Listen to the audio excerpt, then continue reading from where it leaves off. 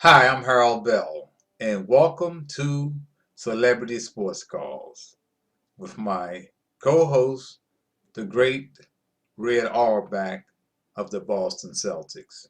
Today, our special guest is really special, man. I realized how blessed I was to come along when I did, that to meet some great athletes that you didn't have to go through their agents and their entourages. It took you at face value.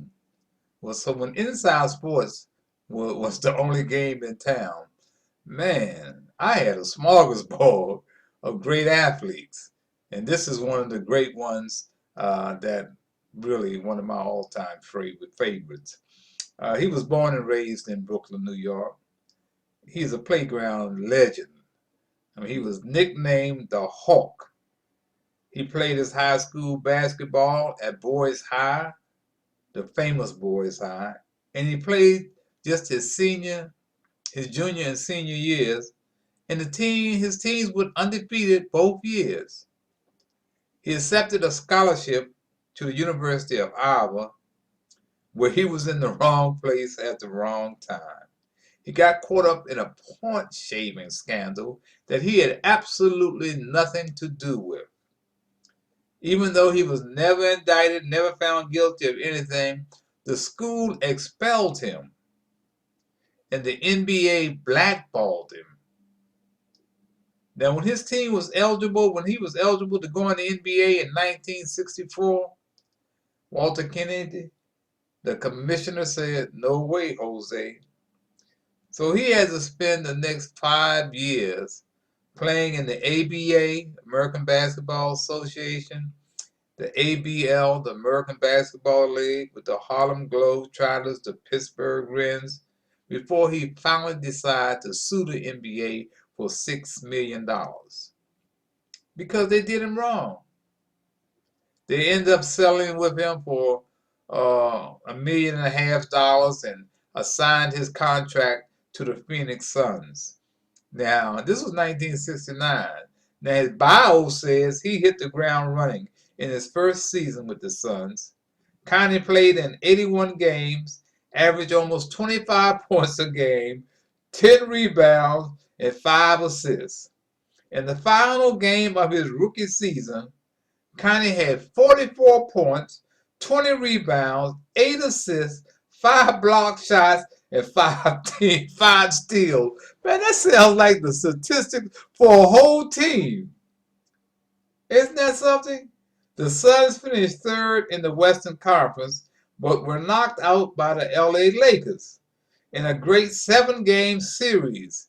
Connie carried the Suns on his back for 7 games. Now, guess who were the team? Guess who the players he was playing against? 3 future Hall of Famers on the Lakers: Wilt Chamberlain, Elgin Baylor, and the great Jerry West. Now, for the series, Connie averaged 25 points a game, 14 rebounds, and 7 assists. Man, that's something, man. That is really phenomenal. Connie stood about 6'8". I give him 6'8", but he had the hands of a 7-footer. I want you to listen to this interview as Red gets on him about having such massive hands. See that picture up there on the left? See, Connie has one hand on the guy's head, and he has the other with the ball that looks like he's handling like an orange. Those were those big hands that Red Auerbach will be talking about in this interview. And then on the right, there's Connie flying through the air, the Hawk flying through the air against the big guy himself, Wilt Chamberlain. And Wilt Chamberlain seems to be saying, "No, no, no, big boy." Well, let's get on with this interview as Red Auerbach and Connie Hawkins carry us on in from here.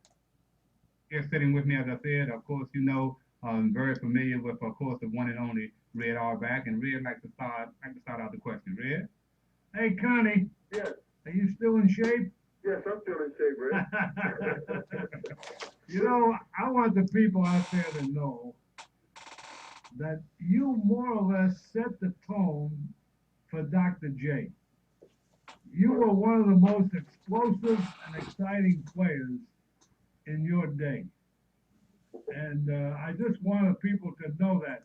But people really don't remember one little fact about your skill.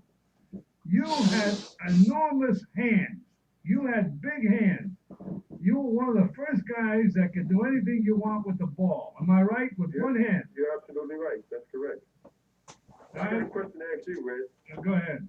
Why you didn't say that when you were in Boston? When we played against y'all in Boston, you never said anything like that. You growled at me. No, I don't want you to have a big head. We got to keep you down. Oh, okay. Hey, listen, Connie, speaking of dribbling and passing and shooting, what advice would you have if you're going to talk to little kids about learning the game of basketball? Well, when I was in Brooklyn, in Boys High, my high school coach, his name was Nicky Fisher. He was to me, I think he was one of the best coaches around. And he would always stress fundamentals. And that was something that most young kids have trouble with, is trying to stay with the fundamentals of the game. But I found out if you learn the fundamentals, it carries you a long way. And I was just learning the fundamentals of the game and then building from there. I'm glad to hear you say that, because the average guy out there or girl that's learning the game never really realizes that a lot of ball players come up to the pros and don't know fundamentals. You're absolutely right. It's unbelievable how many men over the years that I had to teach how to shoot.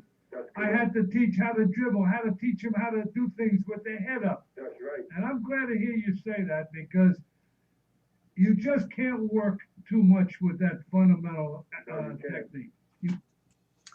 Okay, that was Red Auerbach talking with Connie Hawkins and stressing how important it is to learn fundamentals in high school. And that's one of the great things that I found out, that when I went away to college, that my high school coach, Dave Brown, and after we got down to Winston-Salem, Big House Gang said he could tell the guys from DC because we were fundamentally sound. And that's what Red and Connie just got through stressing. Connie said he learned fundamentals from his high school coach. So it's very important. We're going to come back with Red Auerbach and Connie Hawkins, and I'm going to ask Connie about some other great stars that came out of Boys High in Brooklyn, New York, some other playground legends. So don't go anywhere. We'll be right back with Red Auerbach and Connie Hawkins on Celebrity Sports Calls.